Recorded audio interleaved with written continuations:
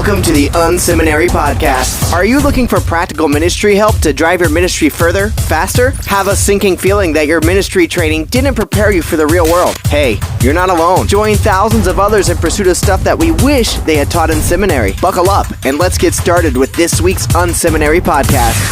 Hey everybody, happy Thursday. Rich Birch from the Unseminary Podcast. Thank you for tuning in.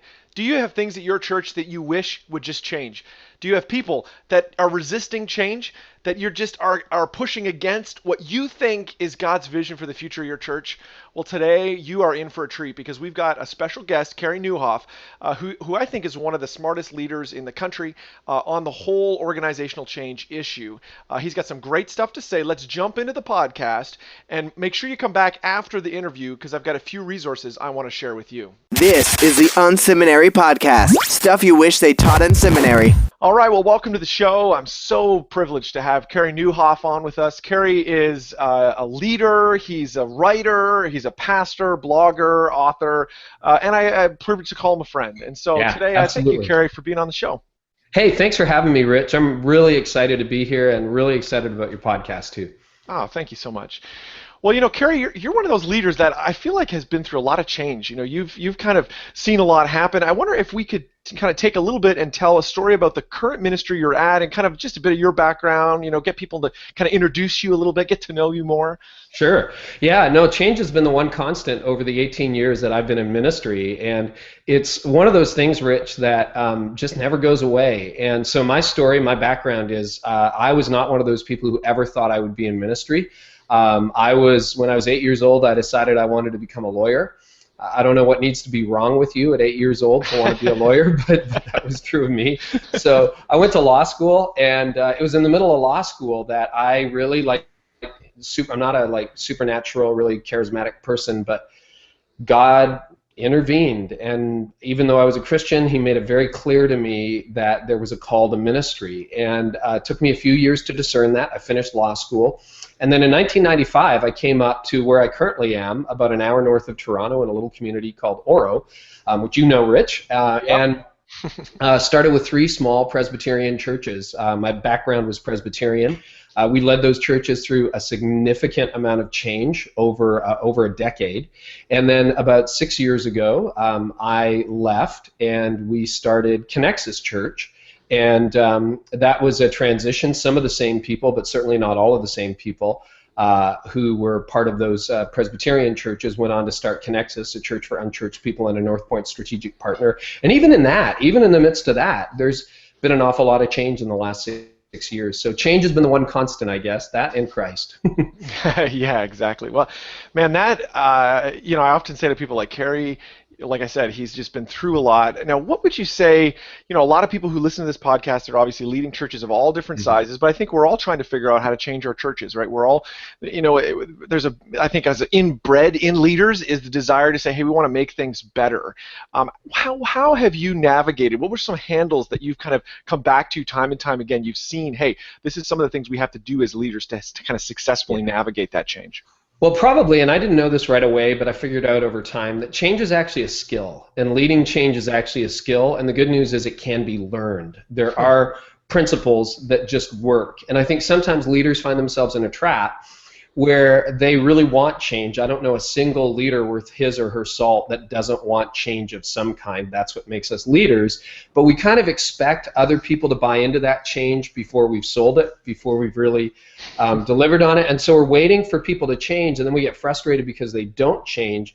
And I think there was something, at first it was just instinct, that told me that that was just wrong. Like, people do not automatically change, and people don't like change. And so It's up to you as the leader to really show people a picture of a preferred future and to lead them there. Now, there are good ways to do that, and there are bad ways to do it. And the one question I got all the time, because our little Presbyterian churches, what we did was we started to grow, and we sold 3 historic buildings within 5 years, and we moved into an elementary school, and that elicited some opposition. I mean, you give up everything that they had known for over 100 years. And I mean, these are beautiful little red brick historic buildings, you know, the Anne of Green Gables type churches. And they sold them, and we moved into an elementary school in the name of reaching people. And then we built a $2 million facility, and then we left it a few years later when we left the denomination to start over again in movie theaters. I mean, because we thought it would help us reach more unchurched people in a non-denominational context and with the model of ministry we wanted to run with. So that's an awful lot of change, and people don't just stand up and wildly applaud when you announce what your strategy is. So we did get a lot of opposition. The question I would get, that's a long way of getting to this question, the question I always got is, so did anybody leave? And right. There's a point at which, well, of course people left. Like, what do you think? You know, everybody who's in your church today is there because they like it the way it is now. That's something every leader, like everybody who's at Liquid Church right now, where you serve, likes the way it is right now. One way or the other. Maybe they don't like everything, but they like something about it. So if you're going to change, there's an inherent alienation that's going to happen with everybody who's currently part of your tribe. It just happens, right? Yes. I liked it better when Rich didn't do podcasts, when he was just right. a blogger, right? I mean, you have that. It happens in your TV shows where they add a character, and you're like, well, it was so much better before they had that character, and you know, it's just people don't like that, and so the opposition gets intense. But what happens, here's one mistake that I'll share that I think a lot of leaders make, and I had to figure out how not to make this mistake. We assume, because opponents are loud, that loud equals large. Loud equals large. So because your inbox is blowing up, or because that congregational meeting didn't go really well, or because you keep getting pigeonholed after the service, hey, can I talk to you? And you know, there's fingers pointing. You just assume, and if you listen to the opponents, they'll always tell you, hey, everybody's upset with this. You know, I've talked to everybody. Really? You talked to everybody? Okay, I'm just checking. And so they, you know, you just assume as a leader, loud equals large. But if you actually do the math, if you actually go through it, and we learned early on, we should just do the math here, probably that loud group of your organization is probably about 10%. And in the worst days, it might be 30. Maybe it's 50. I doubt it. I don't think it ever got to 50%. Right. In our worst moments. But they're just loud. And so you just have to convince yourself, I have to do the math. Wait a minute. Am I going to sacrifice 90% of the population of our organization for the sake of 10% who are not content? And often the people who are opposed to your vision don't actually have a competing vision for a better future. So if you ask them, well, so what do you want to do? What do you want to accomplish? They're like, well, I don't know. It just can't be that way. Well, you can't go back. You can't go back. So what's your vision for a preferred future? And often the answer is they don't have one. And so then really, so you're going to listen to 10% of the population that doesn't have a clear destination, that actually isn't going to make it better. It doesn't mean they're bad people. They're just not going to make it better. And you're going to sacrifice and jettison your whole organization for the sake of that. And then if you're involved in the church, or you're trying to grow a business, and you think about, well, that's my existing customer base. Those are our existing users. What about all the market out there? What about, in my case, unchurched people? You know, you're going to let 10 people in a church of 100 control the future of 100,000 people. You're going to let 100 people in the church of 1,000 control the future of 100,000 people. Like, do the math, Fred. So those were some lessons I had to learn early on, and we were fortunate enough to try to figure out. Well, Carey, this is why I love you talking about change, because, you know, it just falls out of you. It's like, okay, you know, well, there might have been a bit of opposition about selling 3 buildings and merging and all this stuff. That's amazing. Break it down to, you know, maybe like a personal story, or a time when, you know, you can remember, hey, there was a bit of opposition there, maybe from a source where you didn't anticipate it. How do you deal with that? Because I think it's not so much, I think, for leaders that it's like, you know, there's that person you don't like. Now, maybe it's just you, but there's always people in every church where I'm like, you don't really like them. Yeah, I'm not going to listen to them. But then there's the people that are a little closer. You know, how do you deal with that? How do you deal with when, you know, talk about something personal? Well, let's do 2 ways. Number one, in the early days, you do get a lot of opposition. You get people standing up, emailing you, or pigeonholing you, or whatever. We learned as an elder board to ask this question: is there a biblical 2 questions? Number one, is there a biblical argument in what they're saying? Because if there is, I need to listen. Right. And just because I'm the leader doesn't mean I always know best, doesn't mean I speak for God. And wisdom does come to us sometimes even in the face of opponents. And even with your worst opponents, there might always be a grain of truth in what they're saying, even if their motivations aren't great. So have the humility to listen, but the wisdom to only act on the things that really are going to determine a better future. So the humility to listen, but the wisdom not to act on all of it. So is there biblical argument what they're saying? Second question we learned to ask, and this one I still ask to this day, is, are these the kind of people we're going to build the future of the church on? Are they?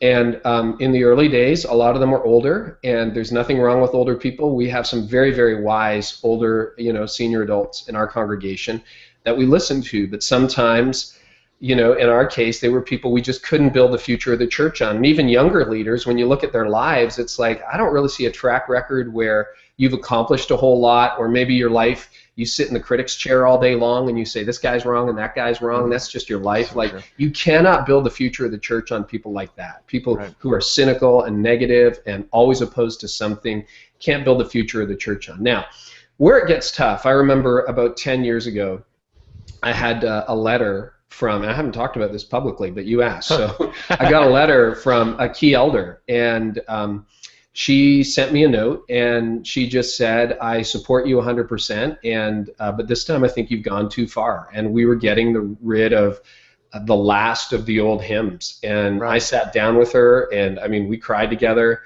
And I said, I just got to disagree with you, and I've got to focus on who we're going to reach, not who we're going to keep. And we tried to keep up our friendship, and she continued to serve in leadership. And I mean, I see her now. I don't see her as much. Our church is bigger in the whole deal. But whenever I see her, I get this huge hug. And I mean, she's well into her senior years now, but just an incredible woman. And I think sometimes you just have to work through that. And I think one of the reasons that people get out of sorts with wise leaders, often it's not with your best people. It's not a character issue. It's not a mission issue. It's not a vision issue. Usually it's a strategy issue.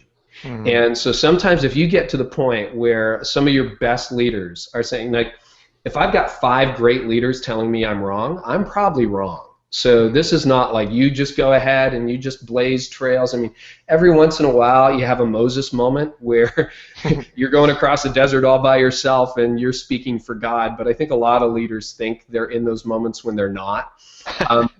But if you get to the point where you're with a leader, if you can isolate that to strategy, and I think the disagreement between this great woman and me was a strategic disagreement.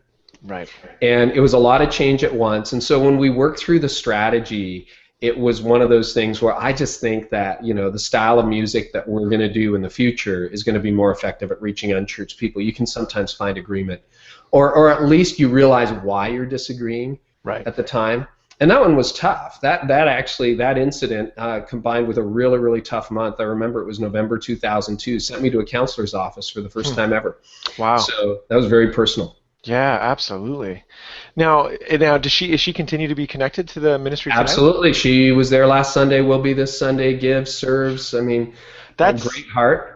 Carey, I think that commends, that's a good personal story, because I think sometimes when we talk about change, right, that's amazing that someone who, obviously it really meant a lot to her, and it obviously meant a lot to you, that you can come to a point of disagreement, but then still not break relationship is amazing. I did a couple of her grandchildren's weddings, and, cool. Just went to her, she had a big birthday, and the family invited me, and Tony, my wife, and I were there last summer, and, I mean, you can work through those things, but I would say you just have to figure out why you're disagreeing. And I know with our current leadership, because we try to find people whose character is deep, runs deep, and who we also have a great chemistry with personally, that often the misalignment happens never on a mission and vision level, not in the church. I mean, we believe in Jesus, we love Jesus, he's great. We agree on that. The disagreement is strategic, and if you can isolate that, you will often at least understand why you disagree, and sometimes find agreement even in the midst of that.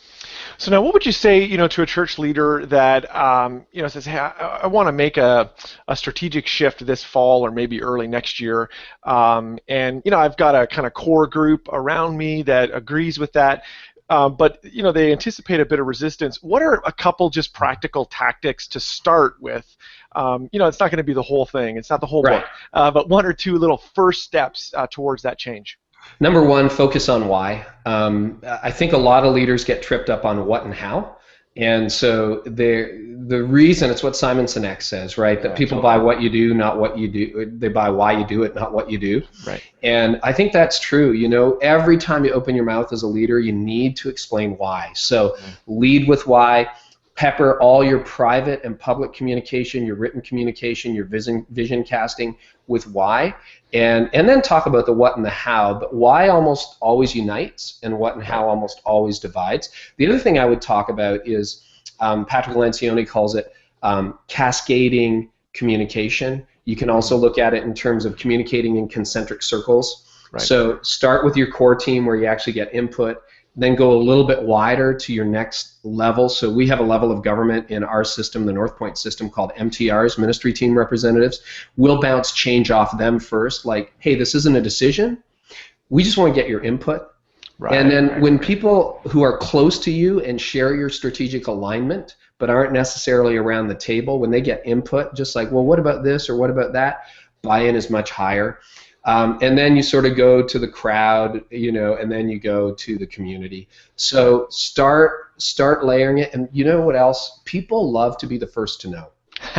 If you can give them an inside track, and we've just really in the last year ramped that up. It's like, hey, I want you to be the first to know that this is something we're looking at, and really not keep any secrets. I think once in a while a personnel decision is something you don't talk about, but we always say, look, there's no secrets at Connexus. We're not going to communicate this publicly yet, but you're in the room and you can know. We're negotiating with Cineplex Odeon on a permanent deal. If you can make it public, do. And then people feel like, oh, if I'm part of this. And so they feel some skin in the game, some ownership, even before it gets trotted out publicly. And when you've got 100 people sitting in a Sunday service where something is announced and they already knew it, you've already got 100 evangelists out there for change. Absolutely. Yeah, for sure. Anything else on this change topic? There's a lot here. You've written a book on it. Anything else that that you want to make sure we get in? I would just say, the big goal, and real short, is focus on who you want to reach, not who you want to keep. And the biggest thing that I find hangs up leaders in the midst of change is that you're only ever going to hear from the people that want you to keep them. You're never going to hear from the people who you want to reach. Unchurched people don't randomly email you and go, hey, if you did this, I'd come to your church. They just don't do that. They don't call you. They don't text you. They're like, whoa, they're silent. And so in the same sense that if you're in a position of power or influence, you need to think about how God wants you to use that power or influence to benefit people who don't have power and influence. I think when you're a church leader, or even if you're an organizational leader, you've got to think about the customer you haven't reached, not just the customer you have. You've got to think about the person that isn't in the room, not just the people who are in the room. And I think leaders that maintain that focus and are able to share that focus widely in the organization are going to do the best when it comes to change and creating a culture of change. Yeah, friends, I can just reinforce what Carey's saying. He actually lives out. A part of what I appreciate about Carey, his leadership, Connexus, their church, is when you cut them, they bleed, hey, we want to be a church for unchurched people. That's what they talk about all the time. They're obsessed with it, which really, I think, does drive, like we were talking about, they're leading with the why. It becomes the conversation piece. That is the benchmark upon which they judge everything. So I appreciate, Carey, your leadership, not only on change, but then also on the focus of staying clear on that mission. I appreciate that, Rich. And just to encourage people, when we started to grow, most of our growth did not come from unchurched people. Right. I'm 18 years into this. So in the first decade, it was probably about 30% unchurched people and 60% church growth. But that's flipped. In the last few years, where 60% of our people are self-identified unchurched people. We don't like, hey, I think they're unchurched. Like they tell us they're unchurched. And that's great. And so remember that you can change something in 2 or 3 years, but it takes probably 5 to 7 years to transform it. And the transformation happens with change when it becomes part of who you are and embedded in your culture. And so if you're in the middle of change, don't give up. You're probably going to be most tempted to quit moments before your critical breakthrough.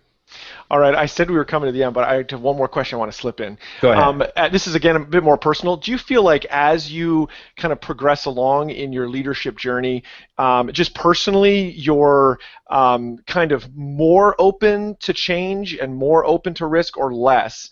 What is your own personal dynamics on that? Yeah, you know what? That's a great question, and I'd say I'm in the middle of that right now. I think as you get older, and I think the longer you're in leadership and the more successful you become, the more change averse you become. Particularly if something is successful, you're really worried about wrecking it. I also think we're in the middle of a massive cultural shift. You write about it all the time, Rich, and I mean, you're up on trends like crazy. And so the way I'm looking at it now, and I hope to write another book, the third book in the Change trilogy, will be on creating a culture of success. But the early notes on that, for me at least, are maintain what you've got, but constantly innovate and experiment. And you can experiment on the side. And I think an organization that loses its experimental, entrepreneurial, let's just preserve at all costs, you're coming real close to the cliff. And it's only a matter of time until you fall off. So I think when you've got success, when you've got momentum, and we're in a season of momentum right now, you want to make sure that, yes, you got to preserve what God has built and what you've accomplished, but never, ever lose. So I am pushing myself to innovate and experiment and fail. But you have to fail in areas that isn't, sometimes you got to fail in areas that might cost you the whole organization, but I think it's smarter to experiment on the side. And so we're doing a social media experiment right now.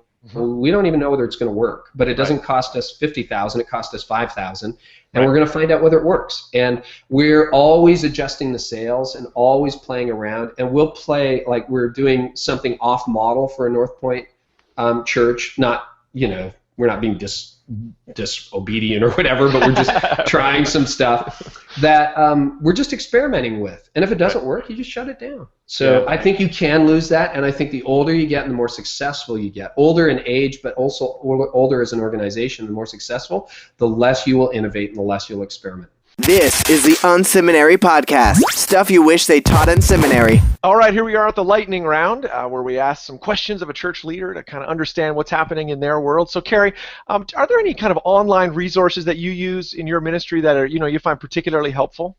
I just feel so intimidated with you asking me that question, because you're the guy who always finds this stuff. You're out foraging in the forest, finding new things. So, I mean, a couple of obvious ones that I think a lot of people would. I'm trying to use Evernote. I mean, I was on a bike ride this morning, and all my good ideas come when I'm not trying to generate good ideas. And so I'm cycling, and I have my phone, and I'm listening to a podcast, and I just switch to Evernote, and I hit the record, and I've got my little iPhone earbuds in, and I just recorded a couple of voice files, because I know if you're like me, by the time you get home, you've forgotten it. So sometimes in the car, I'll just record directly to Evernote, and that's been a lot of fun. I'm using the Mailbox app. Oh, man, nice. That's great. Yeah, that's a great app. It's a lot of fun. And other than that, I don't know, I use things for task management, and all the innovative people will go, yeah, okay, and what else? But no, those are all good. Those are fun things for me, and I do like technology, and I can't wait to upgrade. This is a fall of upgrading, so new iPad, new phone, new everything. So we'll see where that goes.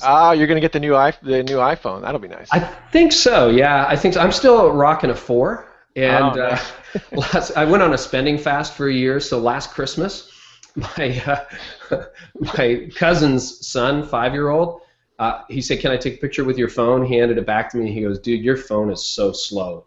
And when 5-year-olds are telling you have a slow phone, it's probably time to upgrade. That's funny.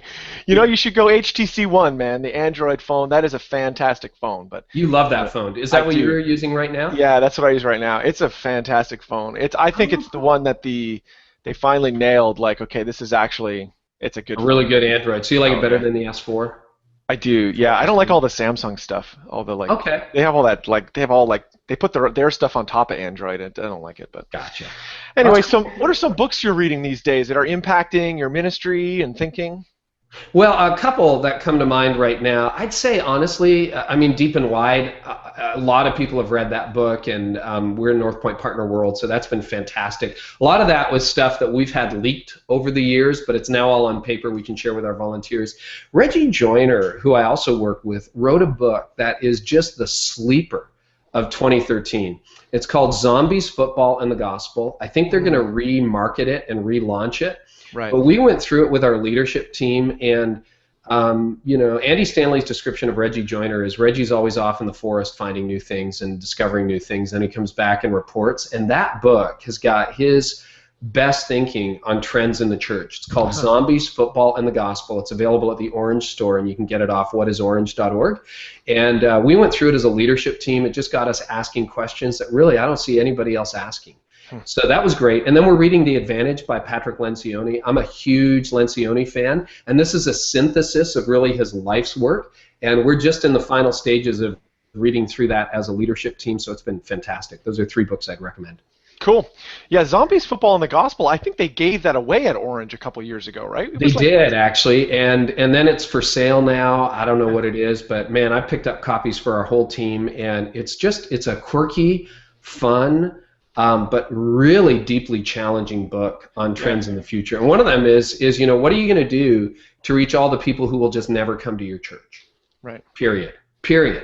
Right. Like, they will never gather in your space on a Sunday morning, and that might be 90% of the unchurched people are just never ever going to show up at Liquid Church or Connexus. Right. What do you do with that? Well, and Reggie now is actually early next year going to be unveiling some things for that.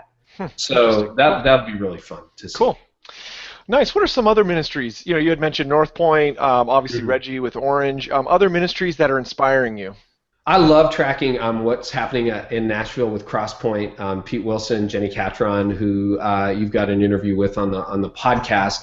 I spent some time over the last little while with NCC in Washington, National Community Church, Mark Batterson and his team. One of the things I really like, both about Crosspoint and about National Community Church, is they've got a pretty glamorous front image. But when I spoke at Crosspoint, and then when I've been at Mark's church, it's pretty basic operations. Crosspoint has a brand new campus and everything, but if you'd ever been to their old one, like the only part of the church that was really cool was the set that people talked from. Everything else was like MacGyvered from 1960s Baptist world. And they created a growing church on a shoestring budget. Same with NCC. I mean, their staff don't even have a building. You could throw a stone from Capitol Hill to their theater campus, and their staff can't even really all be in the same place together because they don't have enough room. But they're incredibly effective, and they just, I guess the best word is they MacGyver everything. They just figure out how to do it. And I love churches with that entrepreneurial spirit, because often the impression is, well, if we had $10 million, we'd be just as effective as them. Well, you need to go and visit some of those churches and see how innovative they're being on limited resources, just like everybody else, just like what you guys are doing with your brand new campus. Right, trying to piece it together. So let's say you get 15 minutes with any leader that's alive today. Who would you want to be with, and why would you want to talk with them? Well, I got to say, honestly, as a North Point strategic partner, I do have the opportunity to spend time with Andy Stanley, so that would be my answer, but that's going to happen. So I would, who I would say? A guy I've never met, would love to meet? Tim Keller. I just love Tim Keller. I can't get enough of his podcasts, his books, and having a mainline church background, but being an evangelical and now being in an evangelical church, he really embodies for me so much of what I love about mainline tradition. He's scholarly, he's wise. I don't know how old Tim is. He's got to be in his 50s or early 60s, but he has so much enthusiasm. And here's a guy who's not super cool, who is really scholarly, who is knocking it out of the park with 20 and 30-something New Yorkers. Talk about the hardest market to reach in a mainline context. And he's just wise. He's the kind of guy that if you just hung out with, I think, for a day, you would be 10 times wiser than when you woke up in the morning. So, Tim Keller. Yeah, he's interesting because he is definitely like I think a lot of times when we think of like relevance in church, we think of like lots of moving lights and like a rock band. Right. But he is like that. He is incredibly relevant for his context. He's reaching the people in New York City. He's doing the same thing that the cool rock band church with lots of lights is trying to do. But in a totally different way. So right, and I mean, if you go to a service, it's still quite traditional. I mean, it's not super high tech. Sometimes you hear the mic being banged, right. in the podcast. And he has a way. I was listening to a message he did, and he was explaining Satan and evil to young Manhattanites, and I'm kind of like, okay, if you can do that, you win a prize. I don't know what it is, but you win. Yeah, very cool. Mm-hmm. Nice. All right, so when you're going to kick back and just have a little bit of fun, what do you like to do? Love to road ride. That's fun. That's become a little bit of an obsession. So cycling has been great. I'm on Strava now, so that just makes me want to get out even more. What's Strava? What's that? You know what? It's a weird. I have like 9 followers on Strava, and I'm so proud of that. It is a social media app for cyclists, cycling enthusiasts, and what it does is it's GPS enabled, like a million apps out there, except it ranks you on known segments. So it tells you that your time was, 15th out of 42. And so, yeah, it's a little bit competitive, and it's fun. And there's lots of guys around here who cycle. Other than that, I love to write, like my writing blog, that's a hobby, and hanging out with family and friends. Nice. Well, Carey, thanks so much for being on the show. I really appreciate your time today. I know you're a busy leader. If people want to get in touch with you, how can they do that? Yeah, the easiest way is right off the blog. It's just my name, Carey Nieuwhof, .com, CareyNieuwhof. I know you got that on first try.com. And our church is connexuscommunity.com. You can email me right off that website, and I would love to have a conversation. Great. Thanks so much, Carey. Okay. This is the Unseminary Podcast. Stuff you wish they taught in seminary. Wow, man, it was so great having Carey on the show. What a gift. Today, 2 things as we head out. First of all, have you been to the strategy section at unseminary.com? Drop by there today and click on the strategy button, and you'll see there's tons of articles in there to help you think through the way that you do ministry. A lot of what we talked about today was helping people understand and articulate their strategy. So, check those out. Those will be a free resource for you. And second of all, you're going to go into a church this weekend that maybe isn't the kind of church you want to lead at. There's things you wish were different. But let me encourage you today. You can make changes this weekend, even if it's a 1% incremental change that may take years to come to fruition. It may take a long time before everything shapes up exactly how you want it. But make those changes. Push forward this weekend. Make the changes that you believe God's calling you to make. Thank you for tuning in to this week's Unseminary Podcast. Don't be shy. We'd love to connect. Check out Unseminary Inbox. You can sign up at unseminary.com, and we'll send you helpful training resources every week. Plus, you'll gain immediate access to our exclusive members area with tons of resources you can use. Connect with Rich on Twitter @RichBirch or through email rich@unseminary.com. Don't forget to check out the show notes for this episode at unseminary.com. It includes links to what we talked about today and more. Leave a comment. We'd love to hear from you. Did you enjoy today's episode? Drop by iTunes and leave a review. Thanks again for tuning in to this week's Unseminary Podcast. Join us next week when we'll learn more stuff we wish they taught in seminary.